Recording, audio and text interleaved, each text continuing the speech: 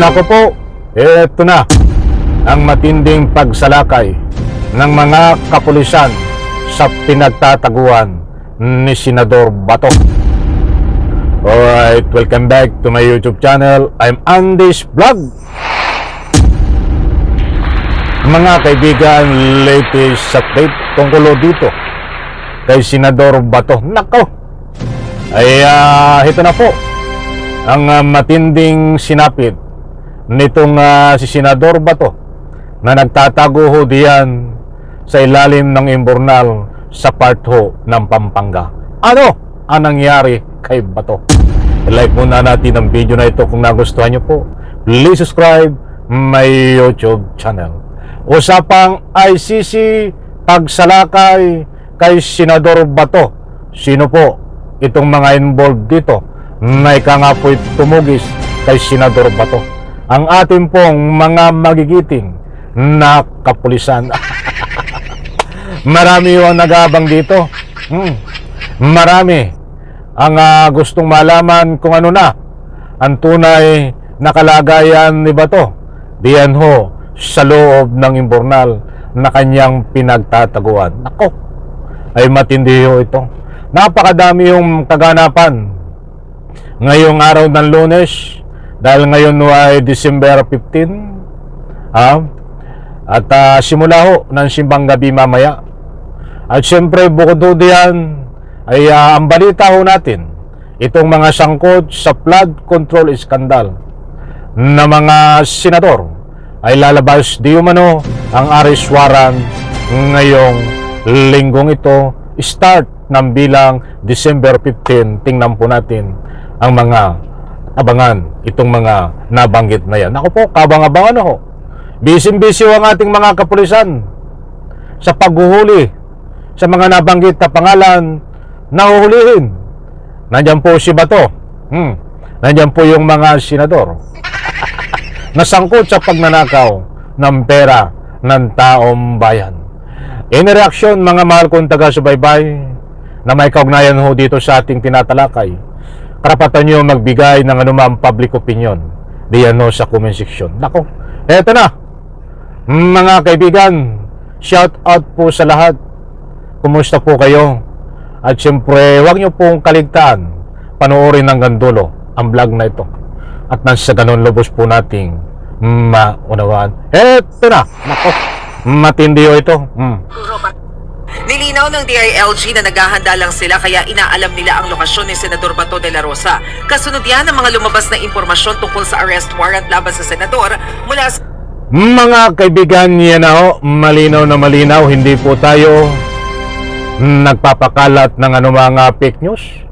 Nasabi nga ho dito sa balita na ito ay handang-handa na at naghahanda ang ating DILG at ang kanilang mga kapulisan tungkol dito sa pagsalakay at pag-aresto kay Senador Bato diyan sa kanyang pinagtataguan sa lugar ng Pampanga sa loob ng imbornal.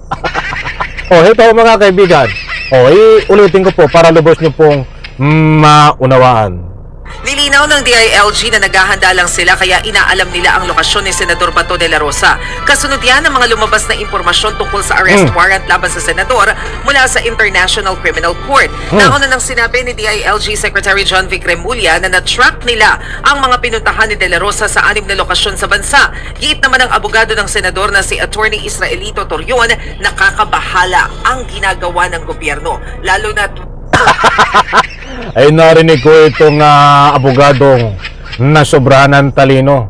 Itong si Atty. Torion.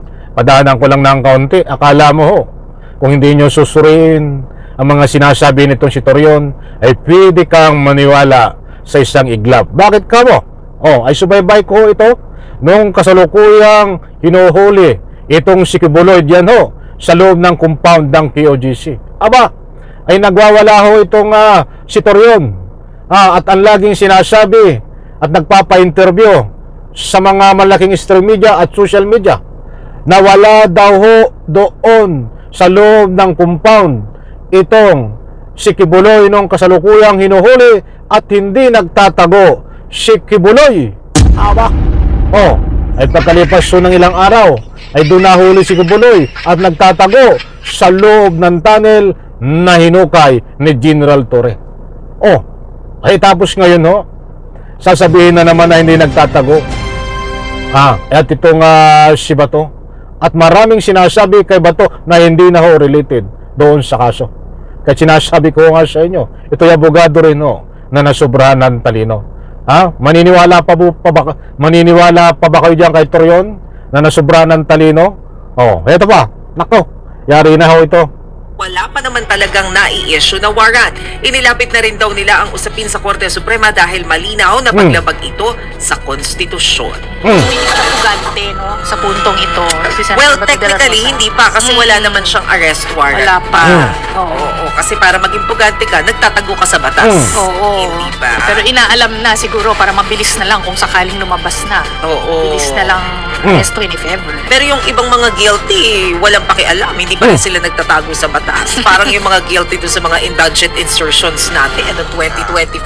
Sabi nga po natin, hindi naman masama ang budget insertion. Ang masama ay kung ini-insert mo para magbenepisyo ka. Oo, kasi Tama. yung insertions, yung mga pag-amienda, parte ng trabaho nila yan. Mga mambabatas po natin. Kaya ang panawagan natin, mas transparent talaga. Ayan mga kaibigan, shoutout po buhat sa 1PH. Maraming salamat 1PH. Suportahan din po natin yan. Nakaw, narinig niyo naman ho, hindi ho tayo nagpapakalat ng fake news. Ang DILG ho ay anumang oras ay nakahanda ho para sumalakay diyan ho sa pinagtataguan sa loob ng impurnal nitong si Bato. Ano po ang masasabi nyo mga kaibigan? Siyempre maganda ho, padaanan natin kaunti. Parang sitting pretty. Hindi nagpapanik itong mga senador na ika nga po'y sangkot o sabi nila guilty di umano. Kahit hindi pa nakatuloy na guilty di umano sa turo ng mga ebidensya na lumalabas. Itong mga senador na lalabasan din ng warrant of arrest. Datapwat sa puntong ito in connection kakaiba ho. Itong mga senador na sangkot sa flood control kaysa dito sa senador na kay Bato. Mantakin nyo, ito'y hipi. Pinakamataas na opisyal ng pulis noon sa kalukuhan ay ngayon ho nagtatago kahit wala pa ang arrest warrant. O diba? Ay samantalang ito ang mga senador na yanong kakapal din ng apog na sangkot sa flood control ay inannounce na mismo ng ating Pangulo at ng Ombudsman na ngayong darating na December 15 ay may lalabas yung arrest warrant. Ay hindi yung nagtatago, nandyan lang madaling ulihin. O hindi po natin alam kung ibang senador na sangkot sa flood control ay umiska po na at nagtago na din. Yung iba nga humihingi ng travel clearance para isang paraan para makapagtago. Ay iba hindi binigyan ng travel clearance. O ay kakaiba ho si Bato. Kahit hindi pa lumalabas ang arrest warrant ay biglang nagtago na ho. At 6 na lugar ho ang pinaglipat-lipatan at siyempre palipat-lipat din ho ng mga sasakyan na ginagamit pa iba-iba. Mga kaibigan, hindi ho tayo nagbibigay dito ng sariling kuro-kuro. Mayroon po tayong batayan. At dito ho maliwanag, handang-handa na at nakahanda na ang pagsalakay ng mga kapulisan sa paghuli anumang oras, anumang araw dito ho kay Senador Bato kung sakaling i-implement ang pagsilbi ng arrest warrant ng biglaan dito kay Bato na galing ho sa ICC. Maliwanag po mga kaibigan, hanggang ngayon nagtatago ho si Bato, nakabang ang ating mga kapulisan. Sa like ko sa video na ito, bye-bye. Palapakan.